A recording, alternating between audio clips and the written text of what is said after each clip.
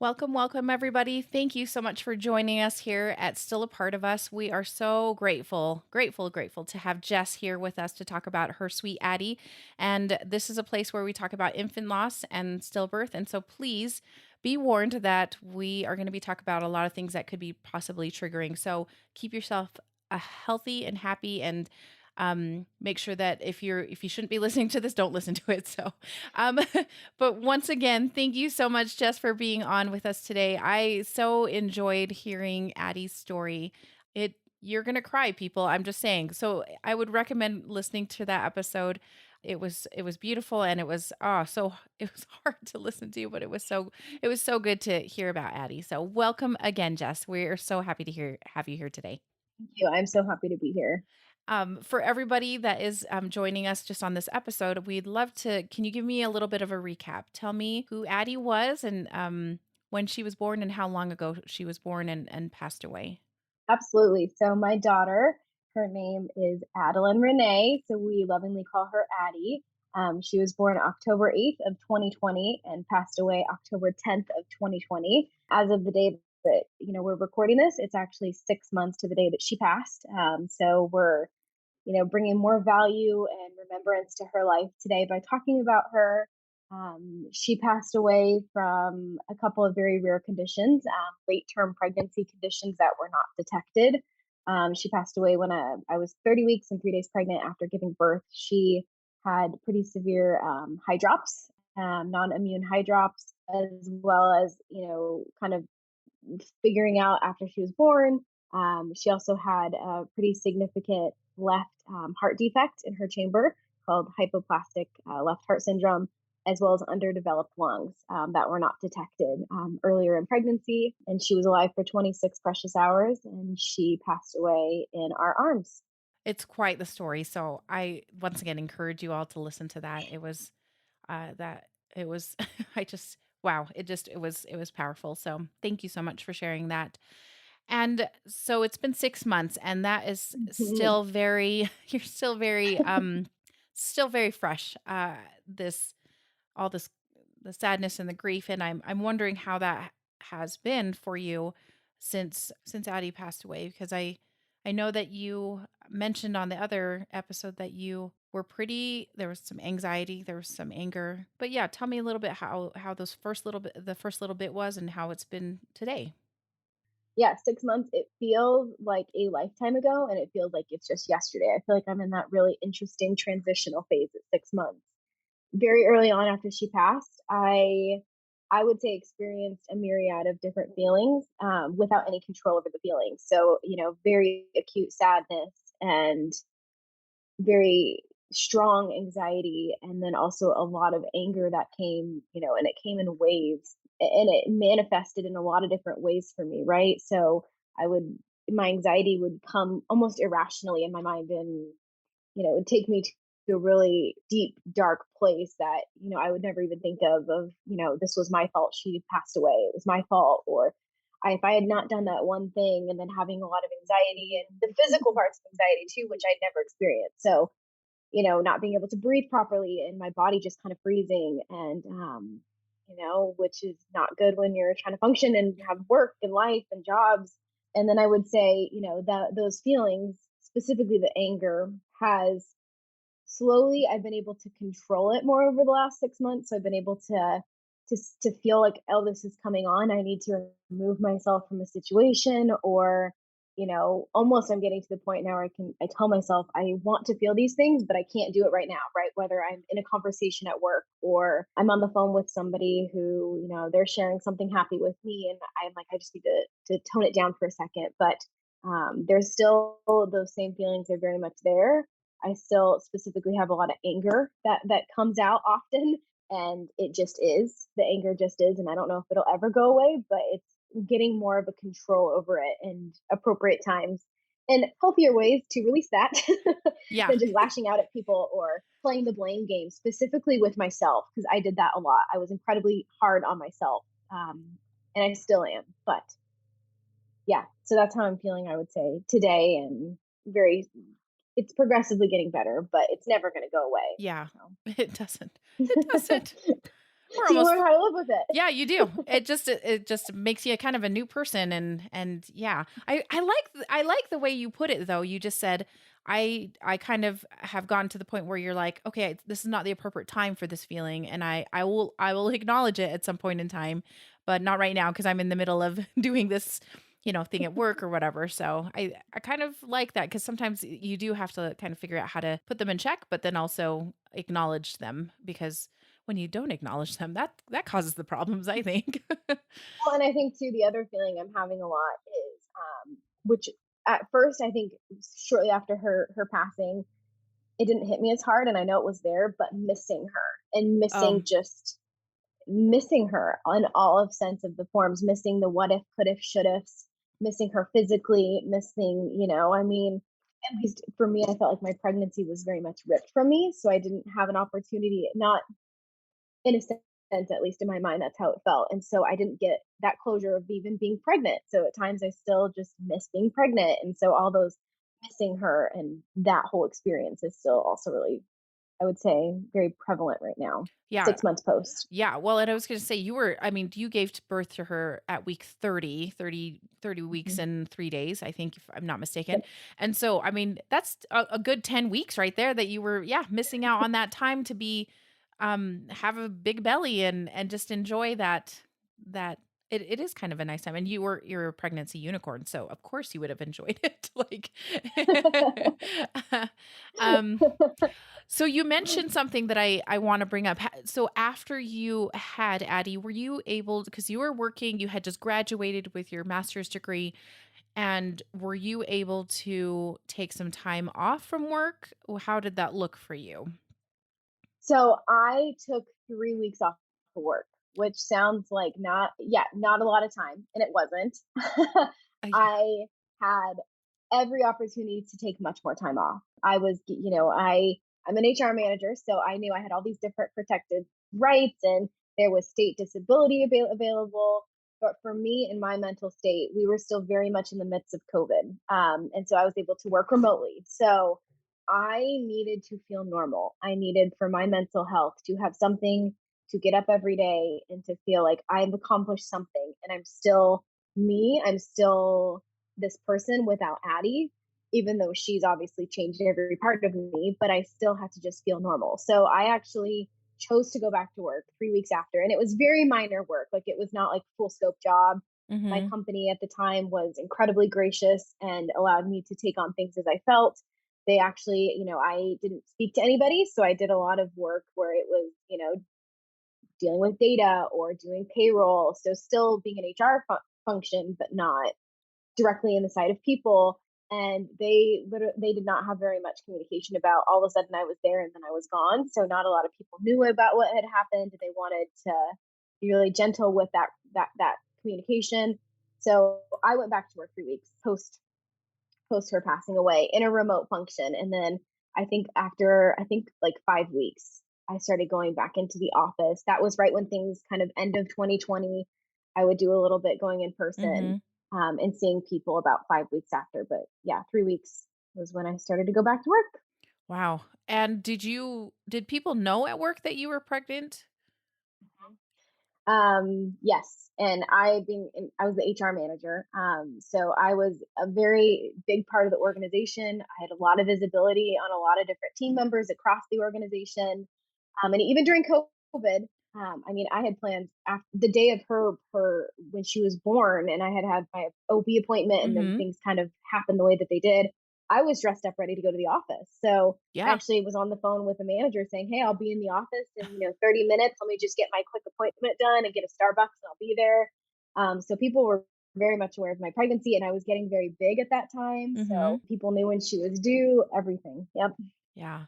Did what how did that go? Like when you did come back cuz I just remember some of the experiences I had when I came back and thankfully my manager was so good about spreading information and just letting people know what had happened and so people were so gentle with me which was I was so grateful for.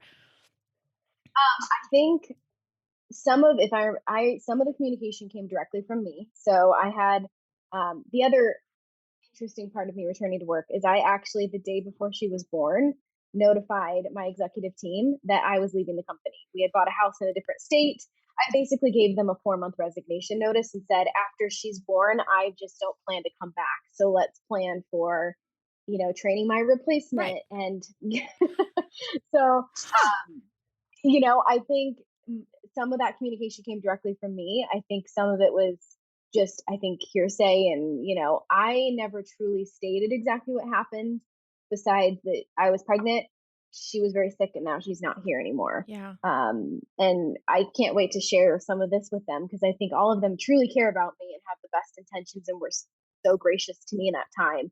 And I want them to hear Addie's story. Yeah. And now they hopefully get to, and they want Yeah. to partake because I'm still very close to a lot of them. So yeah, it was, I just kind of wanted to put myself back to work and focus on work and focus on feeling any type of normalcy that I could grasp on because it was such a non-normal situation. Yeah, that routine really helps, like, Mm. kind of reset some stuff, because oh, you can sit and wallow, like, you could easily sit and wallow for a while and it not be a good place to be, so, um Well, and I think it was kind of strategic for me and my husband and I, because we were very fortunate that we, partly I think because I work in HR and I know how the laws are applied, we were moving in a couple months, right? We'd both given notices. Mhm. We had planned to have her, and now she wasn't here, but we still had a house that we bought. We had a new life that we were going to start because of her, that was due because of her. But so we ended up going back to work so quickly as well because we wanted to bank up that state leave Yeah. once we moved to our new home in California. And we did. We both got multiple months off to just finally breathe. And we got it Oh, paid through the state. And it was all, medically certified. And so part of us also, I felt like, let's get back to work. Let's finish out this chapter with our dignity and our heads held high. And then we will come to California in our new home and continue to feel those feelings and grieve. And we got to have that time. wow, So that is so lucky. I just, like yeah, that's great that you were able to do that. I mean, like, once again, just to have a little routine, but then also to, kind of plan being able to spend that time together. I think that's great. Oh, that's really that's really good. So, um, okay, so well, now that you guys are in your new home, then, and how has that been? I was gonna say that probably was a little bit of reset too, because there's the trauma, right? The trauma that was kind of associated with a different area, and then coming to California and being, yeah, in a completely different area, and starting anew. I guess how's that felt? no, it's one of the things that you and I spoke about a lot in the birth story was there was like these little moments of like things that are not so crappy in a really crappy situation. And having a house that we already had bought and we were just waiting to close, I mean, it felt like this new chapter and this new life. And we were able to not start over or start fresh necessarily because what had happened is always, but we got to basically rework some of those, what I'm trying to come up with. We're trying to, I guess, in our mind, gain a little bit of control about the next chapter and what that looks like, if that makes sense. So, we were going to be able to start new jobs where necessarily I could look, that gives me a lot of anxiety because I now have to start over and that's okay. But also, I get to start over and no one really knows some of the history and some of that sadness or didn't have to live that through with me. And so that's kind of a nice starting point. And we were able to get our puppy, and that was a nice kind of starting point to have something to pour into love. So yeah, it has been really refreshing, and we're so close to my family. I live a mile from my sister, who was incredibly important through all of Addie's birth, and one of my best friends. And she's having her first baby, and so I'm feeling like it's all just really good stuff, and it's the good and not a really crappy situation. Yeah, yeah. That that's a great way of putting it.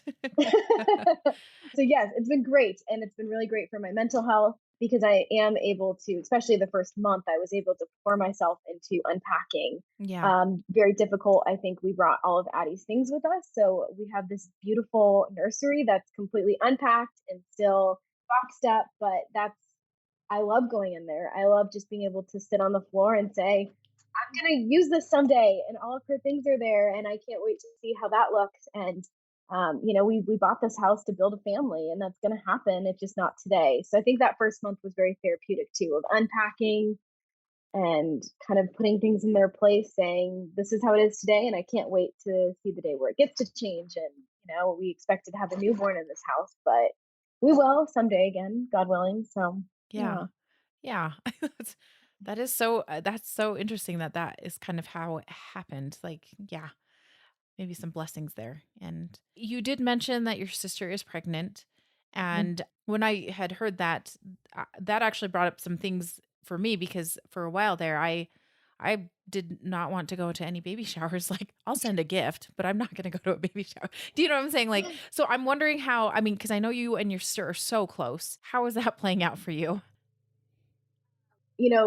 My sister specifically, and I have a lot of incredible family members who are, they just had babies or they're currently pregnant. Hmm. And it's this very interesting feeling of being so incredibly happy for them, and so much joy. And you're living through that with them while also feeling complete devastation and sadness and heartbreak for yourself. And that is a balance that I've been really feeling absolutely the last 6 months. And I think I feel it the most with my sister. I had a coworker who actually was a week behind me in my pregnancy, and Oh, she had a daughter, and her daughter is perfectly healthy and she's here.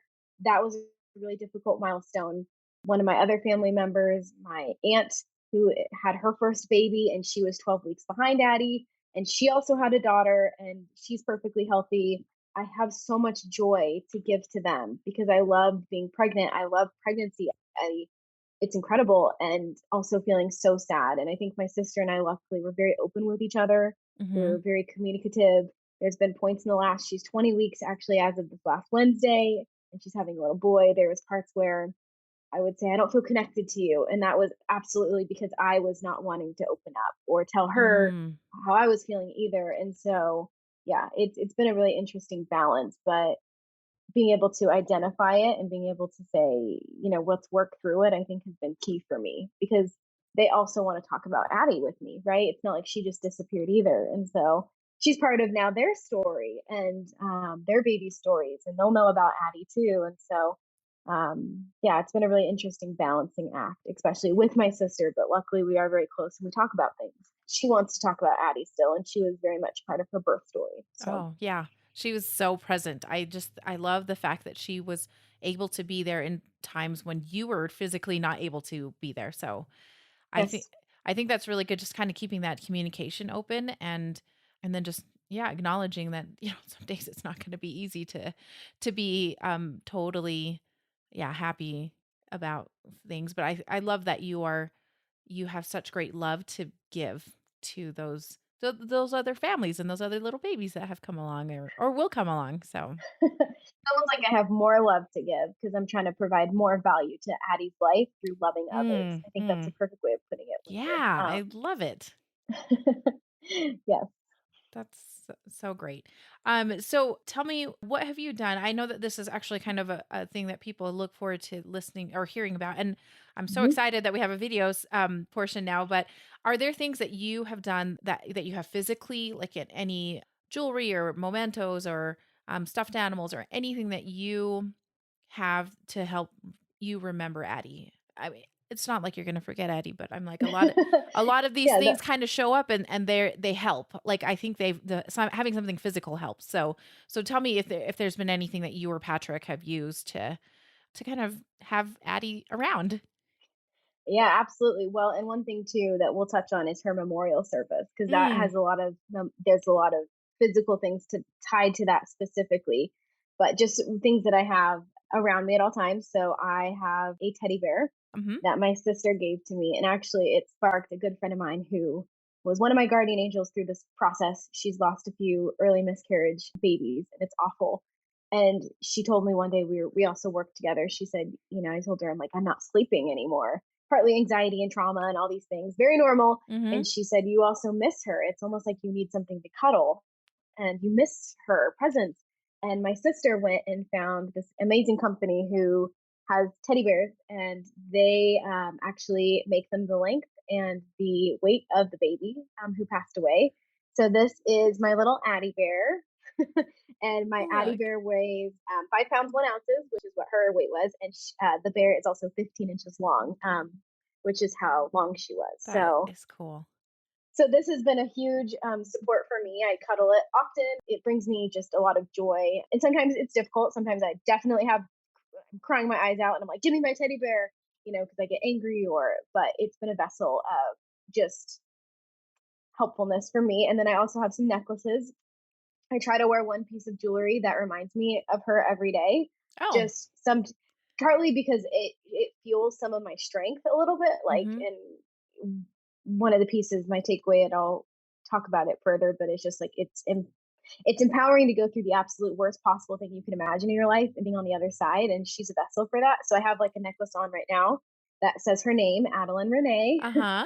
And then I have a couple of other necklaces and a set of earrings that my family members have gifted me with like her birthstone, or, you know, somebody, a dear friend of ours gave me a balloon, which is part of her memorial service. So it's a necklace with a balloon on it. And those are things I try to wear at least a piece a day, so that when I feel that anxiety or those feelings that are really difficult to overcome, I'm able to hopefully use that as a weapon of strength in I, my mind, at least. It's how it I works. I love that, a weapon of strength. Yeah, because there are some days where you're just like, I just can't. I cannot. I think that's so So cool. Yeah, I know. I was like, yep, I like that a lot. I those are the two I have a lot. I use those a lot to just when I'm channeling her or feeling like I need comfort. I have those two things often. That's great. Tell me about your memorial service because we actually didn't get into that too much in the birth story. We talked about what you guys did after, but I didn't even ask about the memorial service. I apologize. No, that's okay. It was a really, really special event. I thought of it at 3 in the morning, when I was having an anxiety attack, and I was thinking, I want to do something that celebrates her, and but also we were in the middle of still of COVID, and so there was Right. a lot of things that limitations that we had. But so many of my family and friends had wanted to provide support, and so we actually a really amazing pub and brewery right down where we lived in Washington State. Mm-hmm. They were just opening up, but they had an area, an event space for private parties. So you could basically book it out for the night, and you could have a certain amount of people. So we decided to book it out and invite only our immediate family. But then we decided to have a Facebook Live balloon release for celebration of life, and Oh, we had yes. picked out balloons that said "Forever in Our Hearts," and they were biodegradable. So the environmentalist in me would not feel guilty. Good job. Good But we job. actually, thank you. But we actually had all of our family and friends purchase the balloons prior to the event, and we set a time. And I had all of our family and friends across the entire country film them releasing a balloon. And I had a lot of people actually put notes in the balloons. Like, I wrote a note to her and let that go. And multiple people just would write these notes or wrote on the balloons like little things to Addy. And at the same time, we all let them go and we all recorded it. And we did it on the beach and next to this pub. And those are things I will forever cherish. And every year now, I have more of those balloons, and I will order more every year. And they were white. We'll release this white balloon or "Forever in Our Hearts" every year on her birthday. And anybody who wants to participate, our family and friends, which I know they will, it will be every year a remembrance of her. So That is so cool. I love that so much. What a way to support and then also just kind of yeah, the remembrance is so that is so great. I'm like, well, and I she kind of was want to born in October too, yes. which is crazy, which is, of course, which I didn't even know the significance of that. So I think it's just going to be every October. It's just going to be something to hold on to and to celebrate. Yeah. And yeah. Yeah, pregnancy and infant loss awareness month that was yeah, it's perfect actually. So I yeah. wanna see a video of that now. I'm like, "Well, you I'm gonna ask you to send me that video because I just wanna see it because I bet it was Oh, cool." and I have like 25 of them, Oh, and I'm people all sure. posted them to this Facebook group, so to the event page, so I can always go and look back. And so many of my incredible family and friends, just they all participated and they uploaded their videos, and it just felt so special, especially during COVID, because we Yeah, all would have been together if we could. So I right. wanted to keep my family and friends safe, but we were able to have the immediate family on the beach with us as we released them. And we actually did it a month to the day she was born. So we Mhm. did it November 8th. So it was kind of this, at that point I'd healed up from my C-section pretty well. I was able to be more I could move around more and I was walking again. Like, well, I mean, I was walking after my C-section, but like really like feeling Right. more like strength with my own body because I dealt a lot with a lot of body shaming issues after she was born. So with myself, again, blaming my body, it didn't do its job, hating looking at the scar from the C-section and all of those things too. So it felt really empowering to be able to walk on that beach and release that balloon for her. Yeah, that's so great. And I just because I thought I was thinking, I was like, oh, but they didn't, I guess they didn't have a service or a memorial, but you did, and you just thought about it in the middle of the night because you wanted to honor her. I think that's so great. What a great idea. Like what a like a beautiful idea. Thank you, and hopefully others are able to take away from that too. Like it doesn't have to be, especially during COVID, and even if post COVID, which I know we're so close. We're I can feel it. We're Mhm. getting there, Mhm. but honoring your baby, even if miles away from each other, right? That was Yeah. the other thing is family in Kansas and family who are in Washington D.C. and Mhm. Alaska. We all got to do this together for her, and Yeah. so that was really special. Yeah, that is really special. I think that's what a cool idea. I was like, "Oh, I kinda wanna try something like that." Let's just jump back really fast. I do wanna, cover something that it kind of ends up being a little bit of a recurring theme actually, is that you mentioned there was some body shaming, on your for yourself, feeling like your body had failed your baby, basically, and how are you I guess how are you confronting that? How are you dealing with that? Are you seeing a therapist? Are you tell me some of your thoughts that you're doing to try and combat that, I guess. I am seeing well, I am currently as needed, but was very heavily seeing a therapist, Mhm. both for myself individually and then also with my husband. So we did marriage counseling post, and that was volunteer. Like we Right, wanted to right. do that Yes. because I refused to let something like this destroy our marriage. I'm like, I love you too much. She was created out of love and purity. And so we did do a lot of therapy. And that was one of the things that came up for me was I was fully anticipating a postpartum body. Like that's almost like I was excited to be proud. Like I produced this incredible being.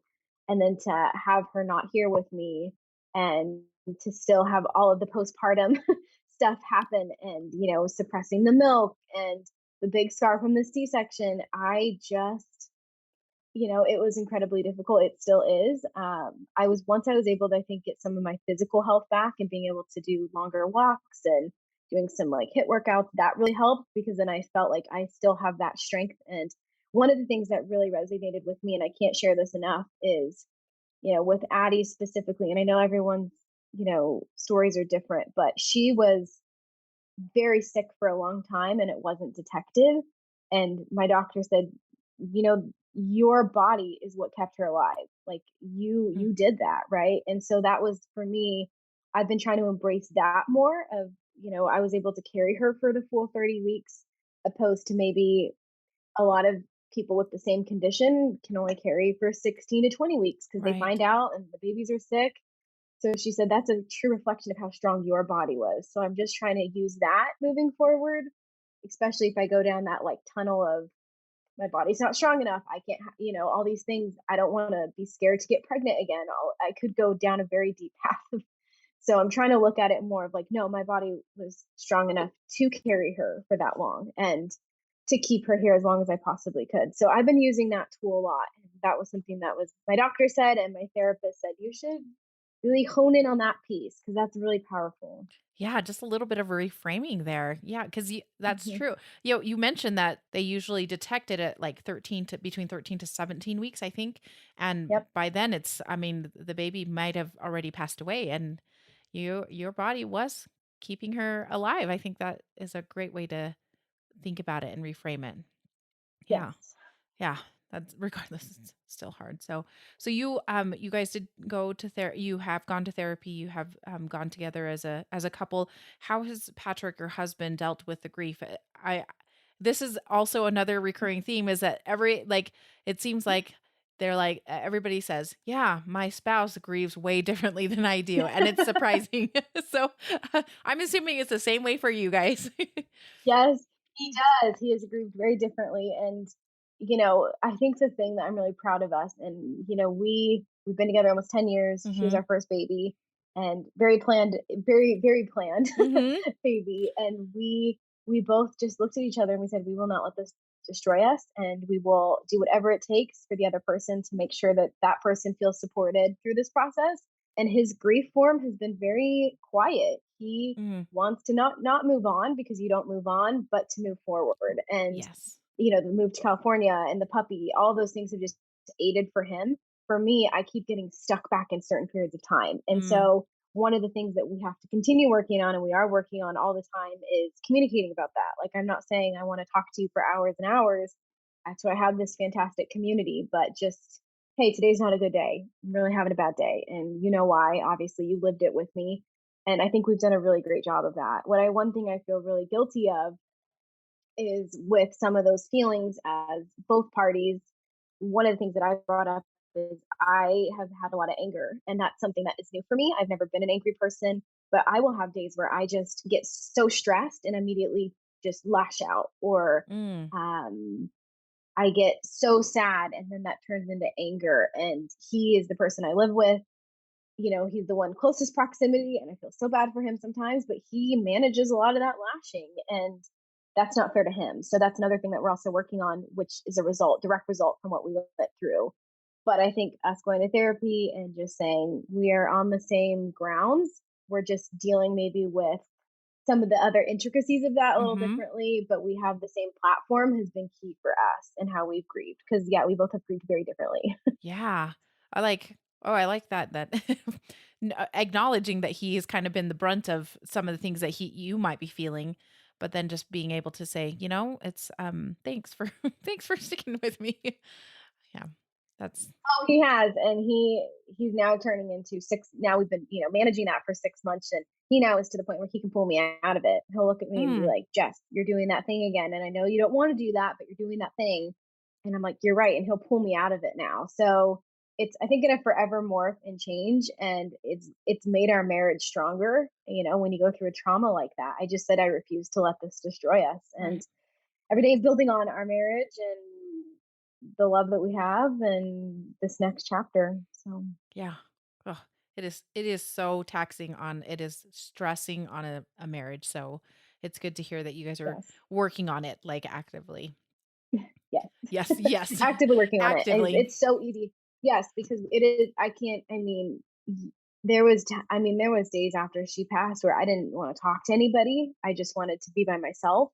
And you could easily go to that place, and I still can. It is an active effort for me to bring in those I love, or to let people ask me about Addy, because I could easily just go into this one. And he's my closest, partner and my best friend, and he's right here living it with me, and I could still isolate him too, and that's not what I want to do. Yeah. So, Yeah. Yes. That's a just kind of realizing, yeah, like he's not he yeah, he's part of this. He went through this too. So, yeah. Giving a little grace to our spouses, right? Our partners in all this too. So, yes. okay, so tell me, you pointed out so many awesome things that people did for you in the birth story. I like, namely your sister. Your sister sounds like awesome, and she went above and beyond. And I'm wondering if there were other things that she did or anybody else that did that, or even said after Addie passed away that really stood out to you. That helped. Like we want to offer ideas, I guess, for others who may be looking to help somebody that has lost a child. So, what things stood out to you? Absolutely. So, what really stood out was, close colleagues or friends would say, "I don't know what to say. There is nothing to say, but let me do this act for you." So, it would be bringing a sandwich, or, here's a bottle of wine, or, here's just, a socially distanced hug. That wasn't allowed, but, and they're like, I can't tell you anything. I can't say anything to make this better or for it to go away. It just is. And I just want you to know that I'm here to support you. So I had a couple of close friends do that. I had a couple of close friends, for me, after a C-section, I wanted to get back to being active because it was kind of that control thing with my body again. Like, Mhm. I wanted to feel like I had some sense of control. I had friends just say, "Look, can I just walk with you? We don't have to talk. Can I just go on a walk with you?" And it was great for the friend and great for me because I needed it. I should have had a chaperone anyway, walking after a C-section. So that was really, really gracious of them. And I think too, just a few folks, mainly people I worked with, again, kind of in that sensitive environment, would just text me, "Here's a heart. I don't say anything but a heart. And that was perfect. And that Hmm. was so helpful to just acknowledge that there was presence outside of the situation of people who truly cared. And they didn't have to say anything. And there was nothing right to say. There still isn't anything right to say. Yeah. So I think just small acts, whether it was, I really wanted Jimmy John's when I was pregnant and I didn't have it. So bringing me a Jimmy John sandwich, or going on a walk with me, because that was the only thing that let me feel human again during that time period after all of that happened. So Yeah. those were really great recommendations that I'd love to share for others. Yeah. That is also like the small things make the biggest impact, I feel like. So that's cool that you have had a lot of Yes. support, had a lot of support through this all. Okay. Well, on the flip side then, I want to know if was there anything that you would maybe just recommend people not say or not mention in after somebody's lost a child? Because I know that everybody has it's different for everybody, but I'm curious to know if there was something that really kind of rubbed you the wrong way. Don't call Yeah. anybody out. No, We're no. gonna just try and Um, well, I will say, I want to say this because I absolutely was guilty of saying this to others before I went through something this traumatic. Was everything happens for a reason. And that to me, I read Megan Devine's, or I guess I listened to her audiobook, It's Okay Not to Be Okay. That was another gift. Somebody just sent me a book and they're like, just when you have some time, read this. And it ended up being transformational. And her book, she talks about kind of those affirmations. And the intent is usually absolutely not negative, but sometimes people, when you go through trauma, you just don't know how to react, or your first, reaction is just an affirmation. And that specific one really was difficult for me. Was, everything happens for a reason. I'm like, so you're saying that she was, made and was perfect and she died. That's okay, or that there's a reason for that. Do I believe that there's a reason, of how I can make her life valuable and provide remembrance every day and make my life better because of her? Absolutely.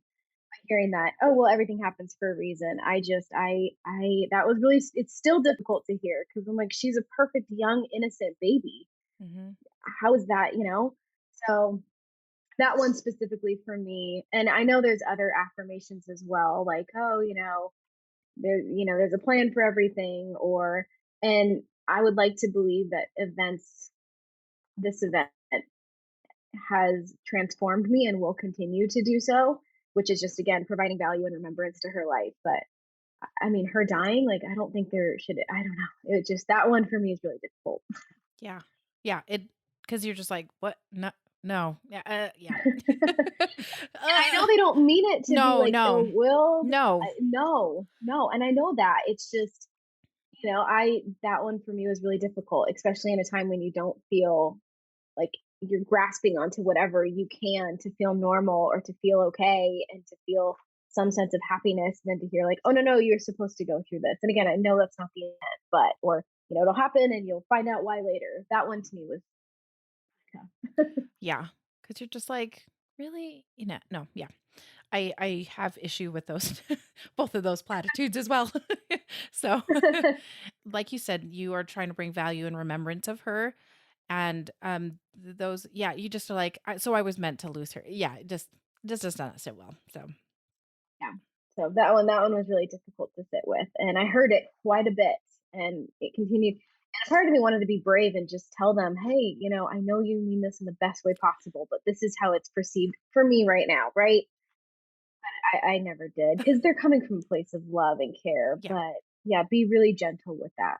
After somebody's had a significant loss like that. yeah. Have you had any kind of aha moments or any realizations about this grief journey, about grief in general, about you yourself? Yeah, tell me if you've realized anything. Yes. So I would say this realization came about, I would say, 4 months post her passing. And when I think about the worst thing that could have happened, getting pregnant and feeling that joy, the worst thing in my mind that could have happened is that I would, lose a child in life, losing a child. And that happened. I did. I lost a child, and all these different things happened. Of course, intertwined with that. But that's the absolute in my whole life. What now, presently, in the future, what could be the worst thing? Is losing a baby. I faced the worst absolute thing you could face, in my mind, at least for me as a person.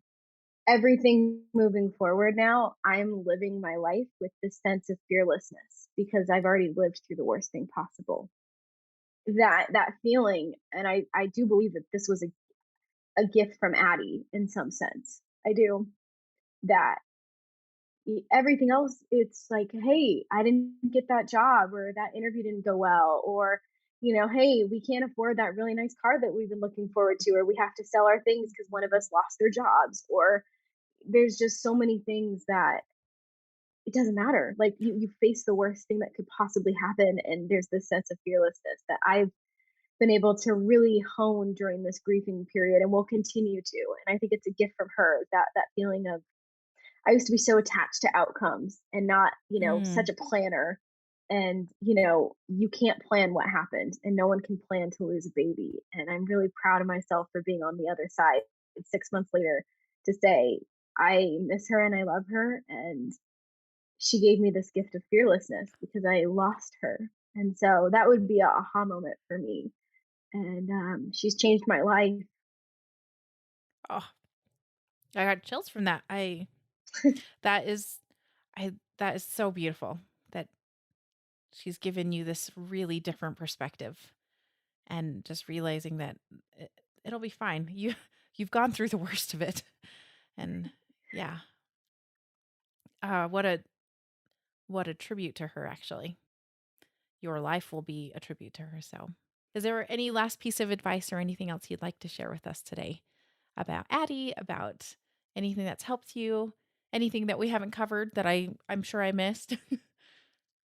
No, I would just say, as a lasting thought, people's lives continue to move forward. And even if they were those, immediate people during that acute period, or they were there and they're not, it's not like their support has gone, but life moves forward and they've got things in their life that are moving forward.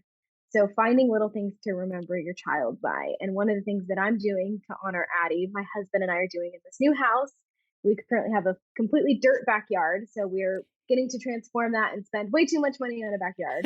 Is we're actually making a garden for Addie. And one of the things that somebody gifted us was a bench plate that Oh, has her name and her date of birth and death. And we are going to create a garden. And, I always associated white and pink flowers, any kind of flowers, with her being a little princess. And we're gonna make a garden for her with only white and pink flowers. And that's something that every day I get to go and I get to love on it and I get to care for it.